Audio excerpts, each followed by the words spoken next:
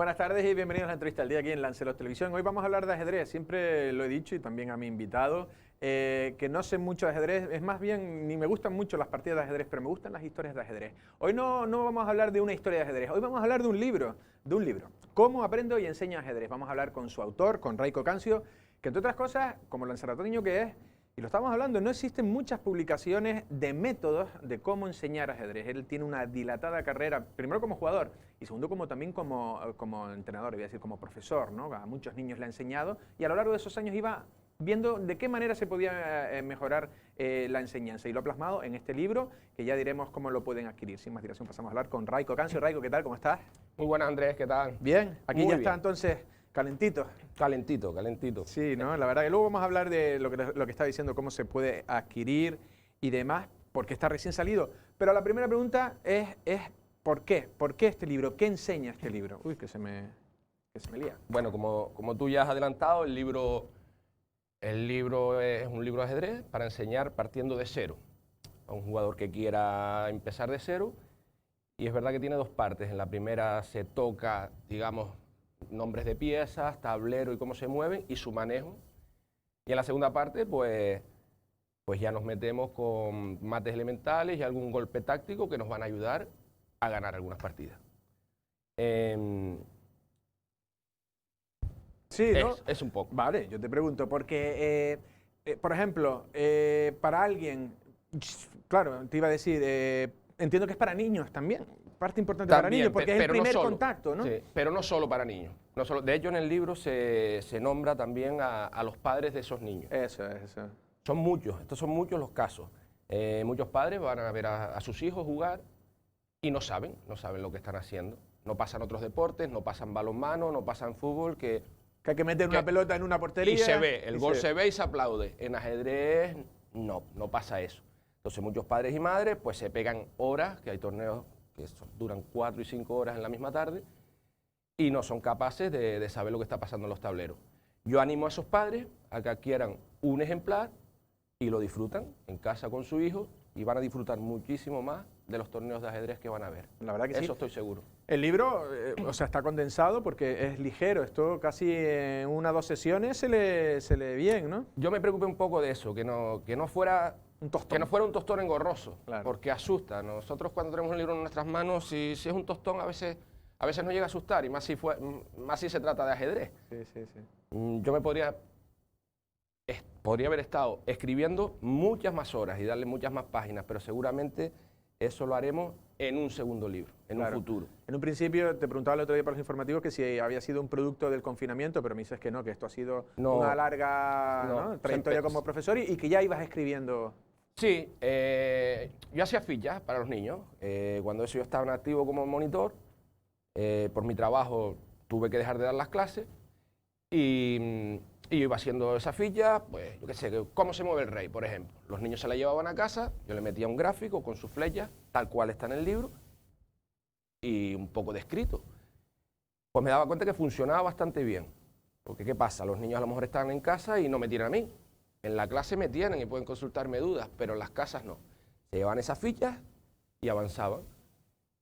Y lo que hice fue pues armar todas esas fichas para formar un libro. Vale. Esa fue un poquito la idea.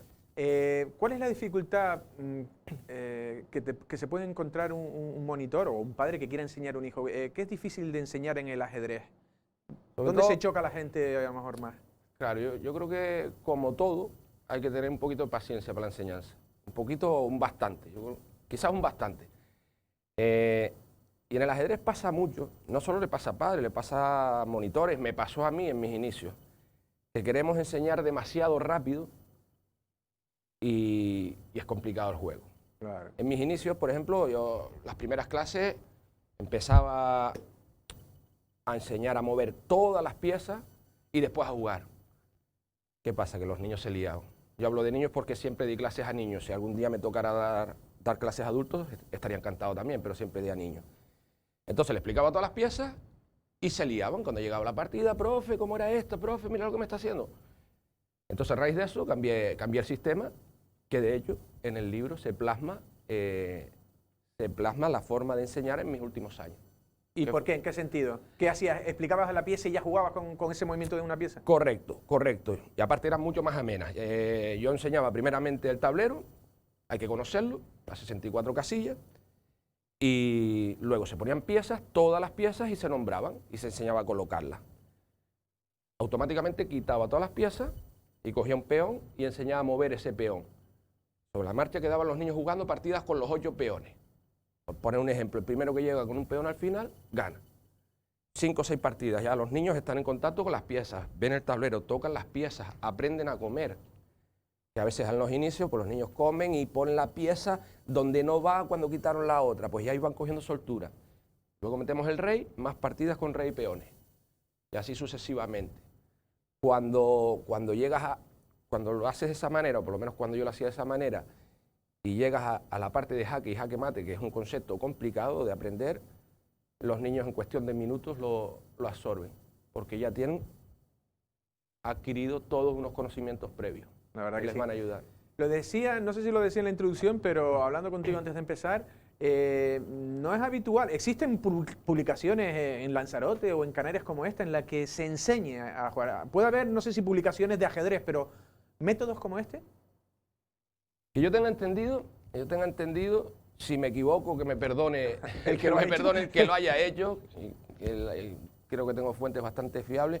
No hay precedentes de canarios, nacidos en Canarias, que hayan escrito un libro que enseña el ajedrez. Sí existe una cartilla en paz descanse, Pedro Lescano hizo en su día una cartilla y que estaba bastante bien, pero creo que hay una diferencia respecto a este libro. Yo creo que no estaba tan completa, pero bueno, insisto, si me equivoco, espero no estar molestando a nadie con los comentarios que estoy haciendo. Sí, pero que a ti no te consta, ¿no recuerdas tú? Según las fuentes que... O sea, la gente que me lo dice, que son gente veterana en el ajedrez, no hay precedente. De enseñanza, creo que hay de historia. De táctica, una cosilla así. Ah. Si hubiera algún precedente, además, estaría encantado que me lo comunicaran. Si algún ajedrecista de Canarias me está escuchando, y me encantaría saberlo. Porque existe alguna especie de Biblia de la enseñanza. Hay algunos métodos clásicos, se enseña de una manera con el método Stanislavski, no sé, o con el método de alguno o... No, yo creo que no. Esto es como todo. Yo creo que cada maestrillo tiene su librillo, importante como todo en la enseñanza, que te guste, algo de paciencia y, como yo hice, corregir errores y ver si una cosa funciona ahora mejor que como funcionaba antes, pues corregimos y le damos para adelante a lo nuevo, como hice yo en su momento. Vale, lo decíamos antes, ¿dónde se puede adquirir el libro? Porque es de una... Todavía no está en las librerías, pero ¿cómo se puede adquirir el libro?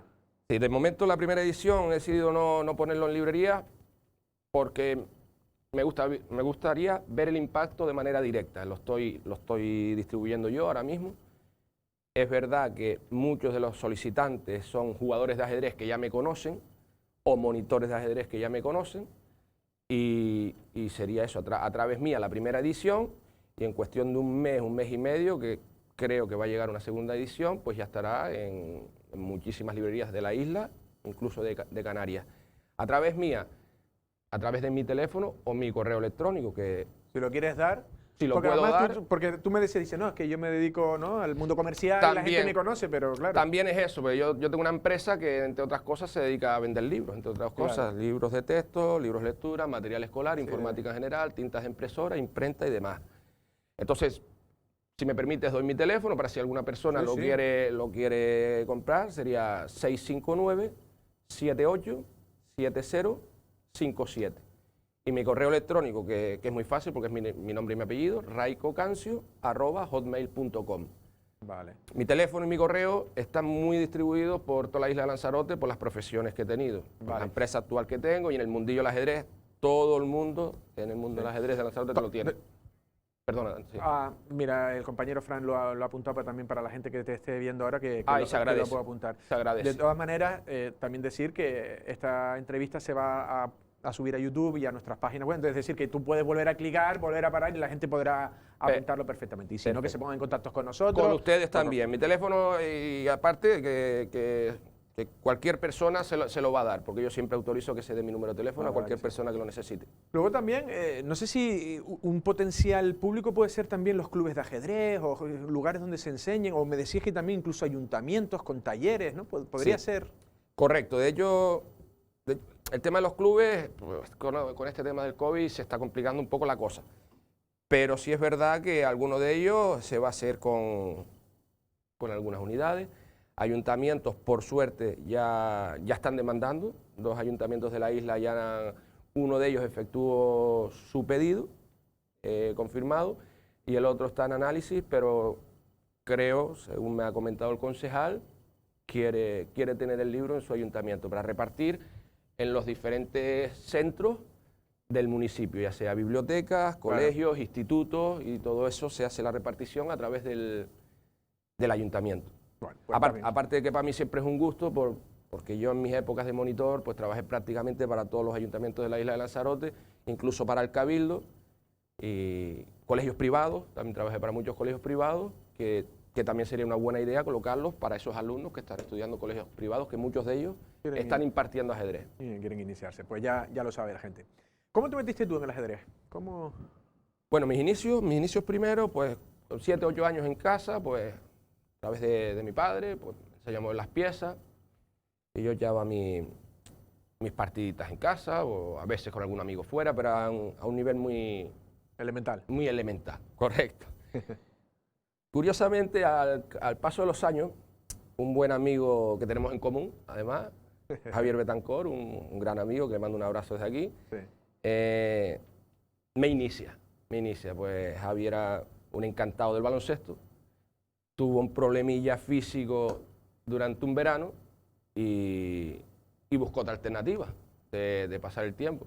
Entonces empezó con el tema del ajedrez, libritos y demás, y me animó. Empecé a verlo, me encantaba jugar partidas de ajedrez y leer libros y ver cosas nuevas. Porque también el hecho de abrir un poco ya, ¿no? Sí, a ella fui un poquito abriendo. Y después ya, tiempo después, me venía todas las tardes aquí a la Sociedad de Democracia a ver a los mejores jugadores de la isla, y al cabo de 3, 4 meses, uno de los jugadores me invitó a sentarme en la mesa.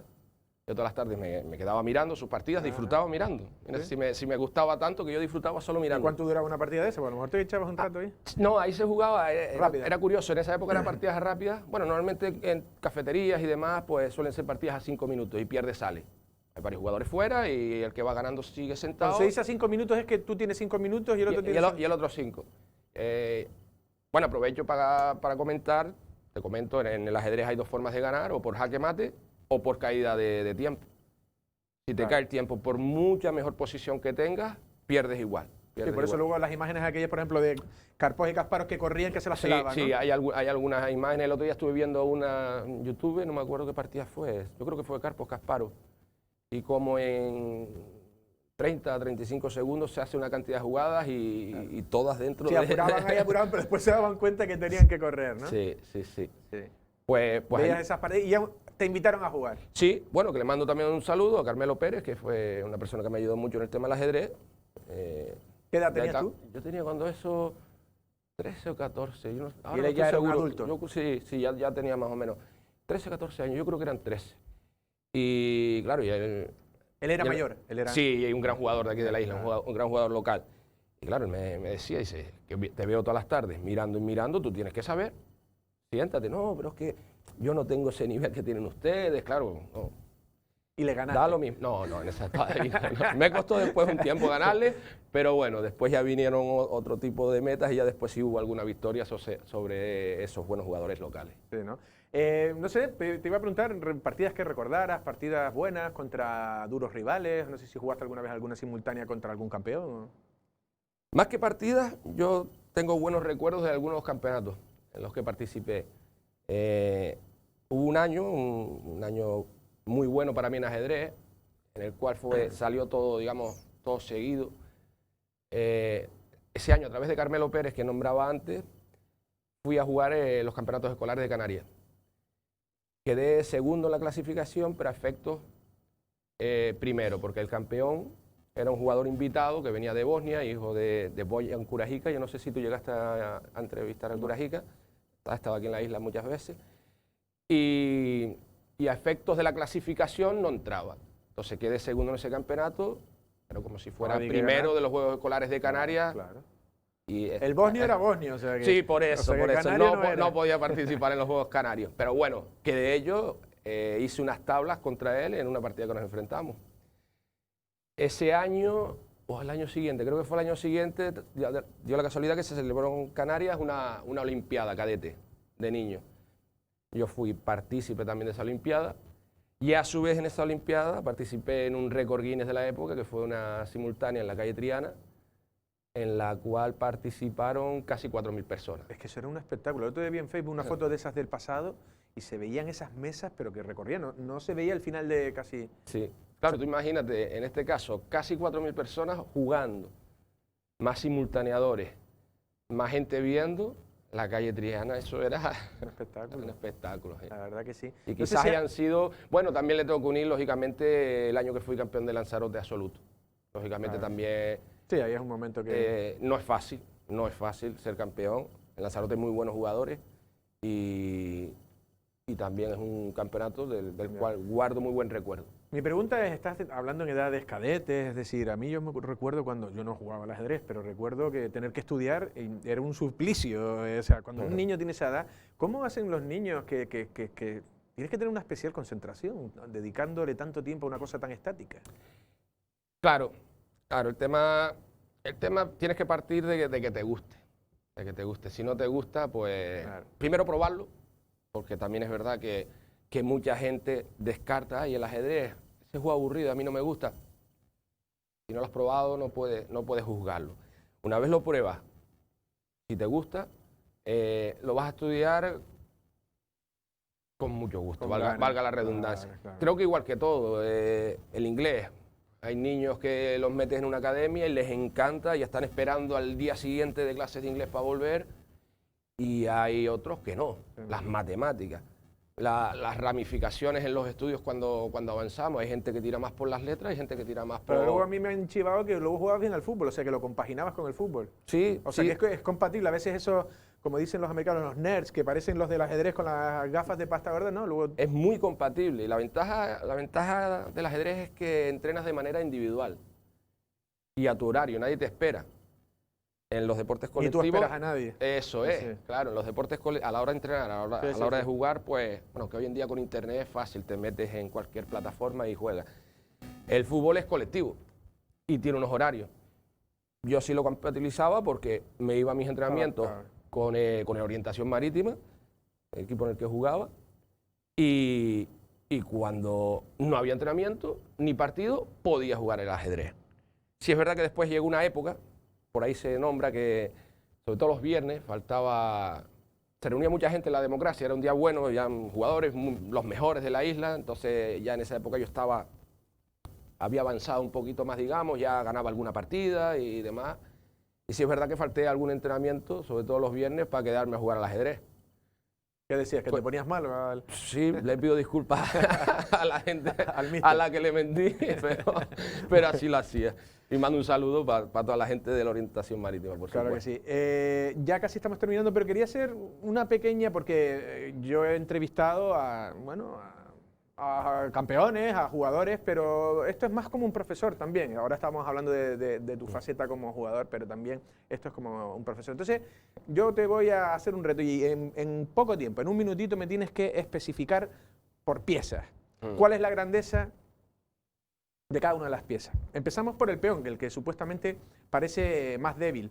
Yo veía a Leoncho García en su programa y explicaba en una de sus partidas famosas cómo a veces decía, esta partida la ganó un peón. Entonces, ¿qué puede hacer un peón? Bueno, en una frase que en su momento dijo un campeón del mundo del ajedrez, los peones son el alma del ajedrez. En una frase ya queda resumido. Incluso ventajas del peón al final de partida se pueden transformar en dama.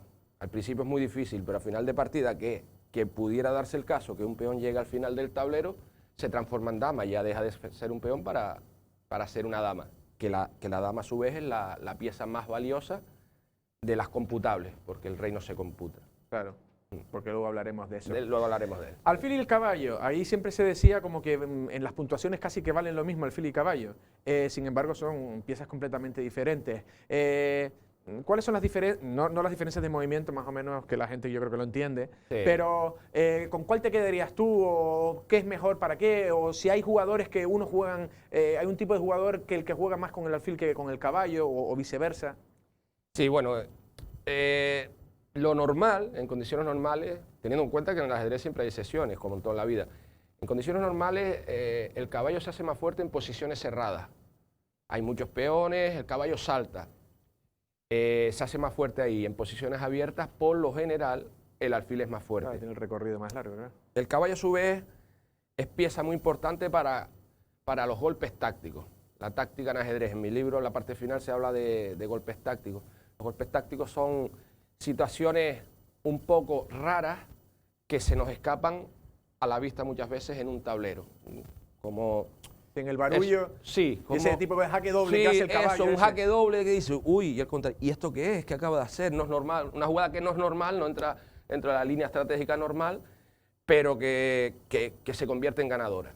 Entonces los caballos ahí quizás son un poquito más necesarios que los valioso. alfiles. Vale. La torre.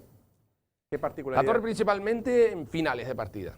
Al principio de la partida es una pieza torpe, una pieza que se mueve en líneas rectas. Sí, porque y, tiene más que perder que ganar, porque si en claro, intercambio... en intercambios, por un caballo, por un Claro. alfil, la torre vale más, entonces tiene más que perder, como tú bien dices. Y aparte, si no se abren líneas, la torre no entra en juego, no entra tan fácil como el alfil y el caballo, por ejemplo. Es una pieza, digamos, más para el final de partida, cuando la posición está abierta y hay pocas piezas en el tablero. Vale.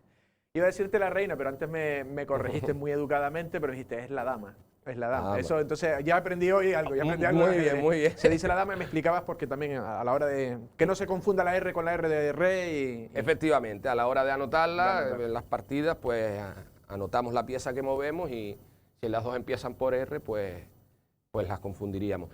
La Pues, dama. sí, eso, pues la dama es la pieza... Es la reina. La reina, es la reina del Claro, tablero, sí, claro. es verdad. Es la pieza que más vale quitando el rey, porque el rey, hablaremos después, el rey es una pieza que no computamos, después hablaremos de él. La dama, pues, se mueve prácticamente como todas las piezas, bueno, prácticamente no, sin prácticamente, se mueve como todas las piezas, menos como el caballo. La podemos mover como una torre, la podemos mover como un alfil, lógicamente como un peón también, y esa capacidad de moverse hacia tantos sitios la hace tan importante. Un jugador que utiliza mucho la dama, ¿es bueno o es malo? La dama, al igual que la torre, suele ser una pieza que actúa más en los finales y en los principios de partida, pero siempre desde casa. Desde Claro. casa.